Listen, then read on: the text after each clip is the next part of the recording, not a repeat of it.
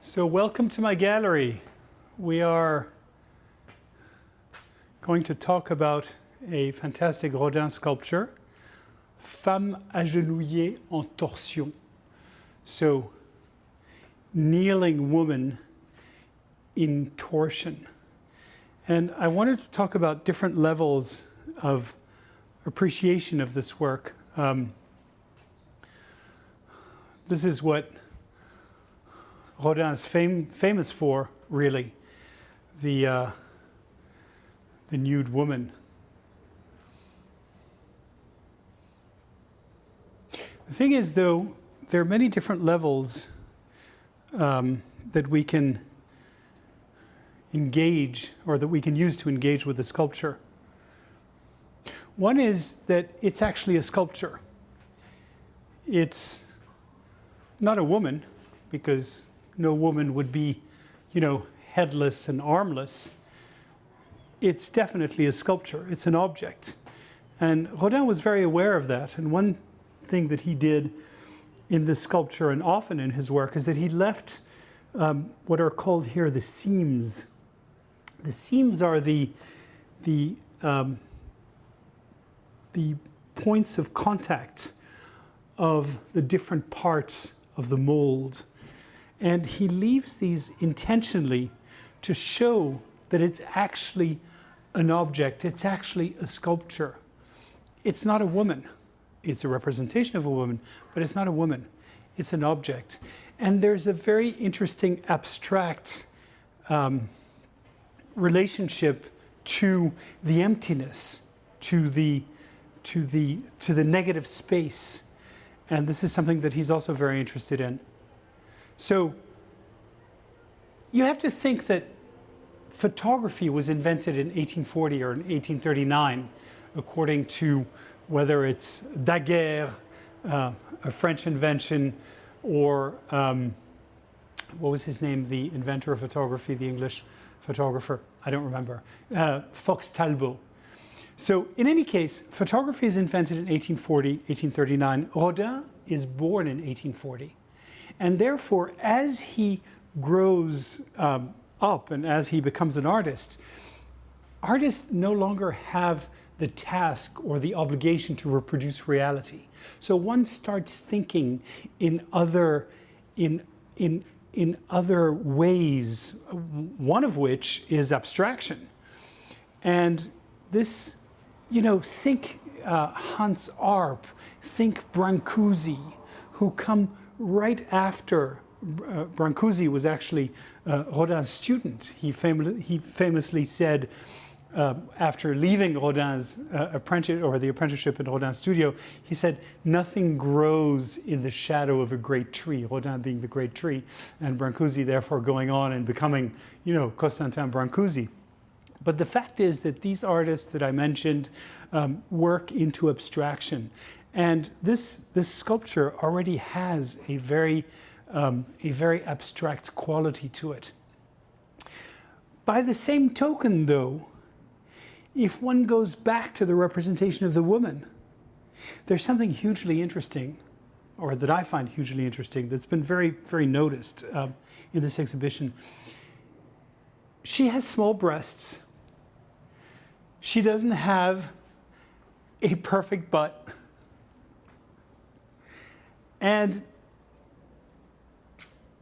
I find it very interesting that Rodin would choose to make this beautiful woman, now going back to the fact of the woman, not the fact that it's a sculpture, but of the woman, using dimensions that are not perfect, or at least that don't embody the perfect woman.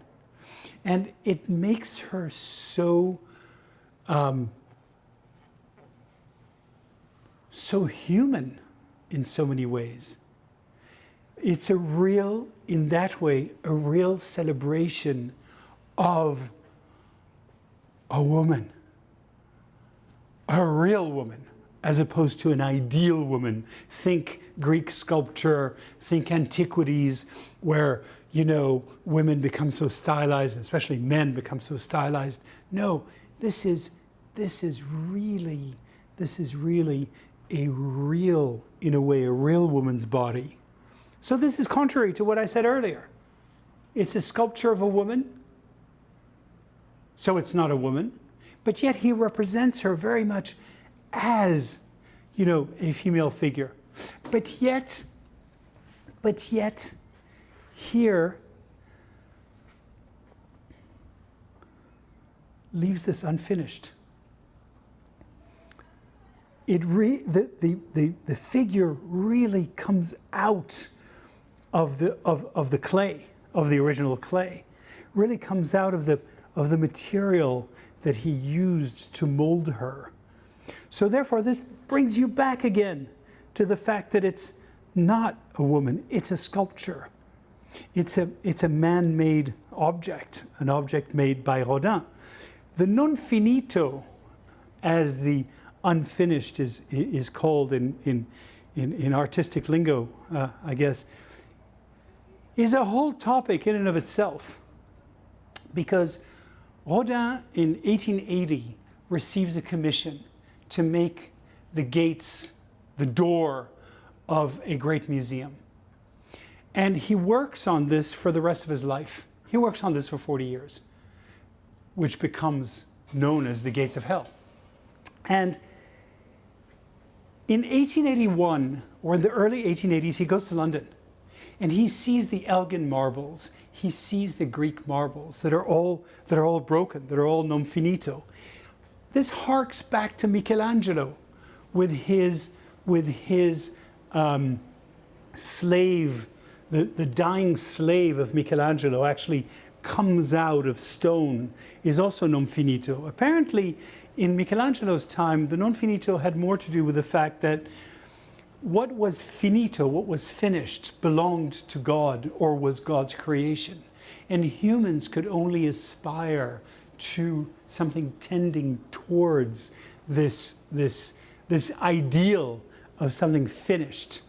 In Rodin's case, which is several hundred years later, even though he's very inspired by antiquity as a huge bulimic collector of antiquities, the non finito takes on a different cast, no pun intended. The non finito for Rodin has to do more with the fact that it invites the viewer to complete the work. It invites the imagination, the viewer's imagination, to complete the work by actually looking at it, by actually interacting with it. So this woman begs, it begs one to think, what would her face be like? What is the position of her arms? Who is this woman? Because Rodin did have relationships with his models, with Camille Claudel, most famously, but also with Adele Abruzzesi, who was one of his favorite models. And he was fascinated with movement. In fact, that brings on a whole other topic, which is very interesting. Movement. I'll talk about it in a minute. But dance is revolutionized at the end of the 19th century. It becomes very freed by Korean dancers, by Japanese dancers coming to Paris, and Rodin is fascinated with movement in dance. And this could be maybe a dancer. Certainly she's inspired by a dance movement. And it brings on a whole other topic, which is, we know Rodin very often for his finished works. We know The Thinker. We know The Kiss. They are cast in stone if they're in marble, or cast in metal if they're in bronze. But in fact, Rodin, again going back to the photography, going back to the capturing of the moving motion of life photography allowed for an artist to fix moments in time. So it's very interesting to look at Rodin's work in the context of metamorphosis, of transformation, transformation of space, transformation of the body, transformation of time. And in that way, one can look at Rodin. I can picture him in his studio, working in clay, arriving at a point that he's happy with, and calling his plaster technicians and telling them, hey, block this in time by making a mold of the clay so that it can then be cast in plaster, so it can then be preserved as a moment in the metamorphosis and transformation. So this work is very dynamic, not only in what it looks like, but in how it was created and all these hints that he leaves in the context of the development of the work. I'm now referring back to the seams, I'm referring back to the non finito, but also, for example, you can see his hand. Look at this. If I just put my hand right here, my hand fits exactly into the crease in her back. You can see Rodin's thumbprint right here into the work. Look at this. This is absolutely crazy. It fits exactly into the hand. So there's this incredible tactile quality to this work, which comes out as you look at it. Again, it's not a woman. A woman would not have a finger, a thumbprint into her. It's definitely a sculpture. The last element, which is particularly beautiful with this cast, which is the last cast, it's the artist proof 4 of 4 of the edition of 12. It's the last cast available, or not only the most recent, it was cast last year by the Musée Rodin, but also the last available for sale. There's something very, very interesting about this. Just as I was talking about the fact that it's a sculpture, the fact that you have his thumbprint, Rodin was also fascinated by the surface. And the chiseling, which in this piece is exquisite, the chiseling is going to give the different contrasts between the different parts of the sculpture. You really see that the clay here that is left raw, this part here which is left very raw, you can see again the hand. Look at this. You can really, really see, the hand of the artist. But as you go into her body, as you go to her stomach, as you go to her breast, the surface becomes skin. It is so soft and so beautiful. And the last element after the chiseling is the patina. The patina is the color that's given to the bronze. Raw bronze is golden in color. And the patination is given by a process of burning chemicals with a heat gun, with a flame, with a live flame, and the chemicals, a metal brush is dipped into these chemicals, heated as the surface is heated, and then the chemicals are worked into the bronze, into the material. And one of the things that differentiates great casts of Rodin from blah casts, from bad casts, is actually the patina. When a collector who was important for Rodin ordered from plaster, ordered a bronze cast, Rodin chose the foundry very carefully.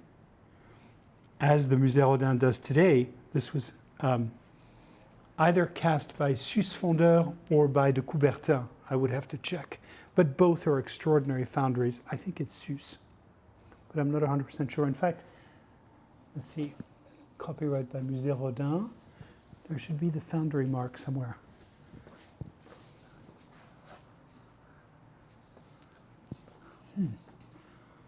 I don't see it. Oh yeah, here it is. Suisse Fondeur, that's what I thought. This is Suisse. It's written right here. Fonderie Suisse. Right here. Suisse Fondeur. And I thought this was a Suisse. In fact, I know that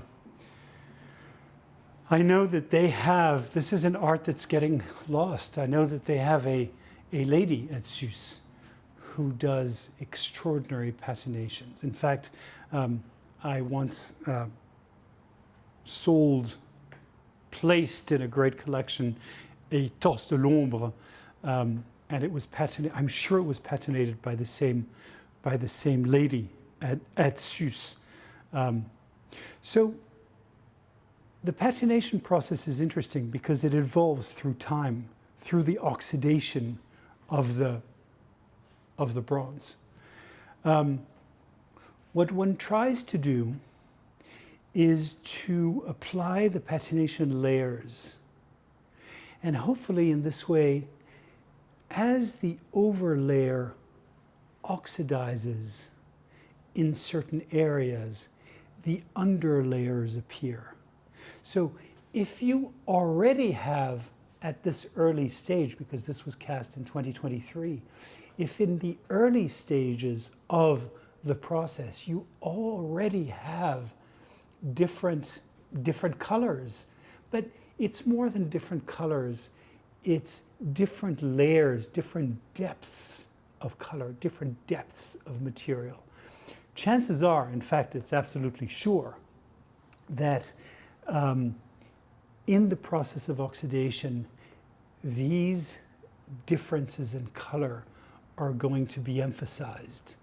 And just as this is already a very, very, very beautiful, very, very beautiful cast, in time it will become even more beautiful as you caress it.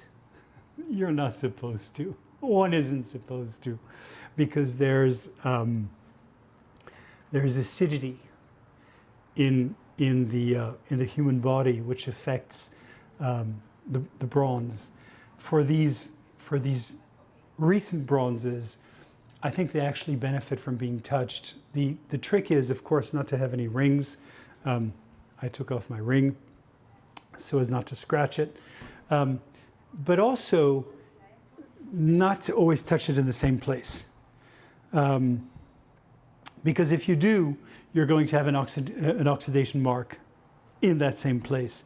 So, yeah, this is really the only thing. But aside from that, I think these sculptures really benefit from being touched. Again, it's absolutely extraordinary how the thumb just fits perfectly in all these different areas of the bronze. Look at this. You can see Rodin working his magic into the sculpture. You know, here. Look at that. Right in here. Right in here. Pressing into her back. Right in here. As I said earlier, it fits perfectly. The hand fits perfectly here. This is really something very, very lovely. So, la femme agenouillée en torsion, the kneeling woman in torsion. A great sculpture, a great woman, and here it is for you in Dallas.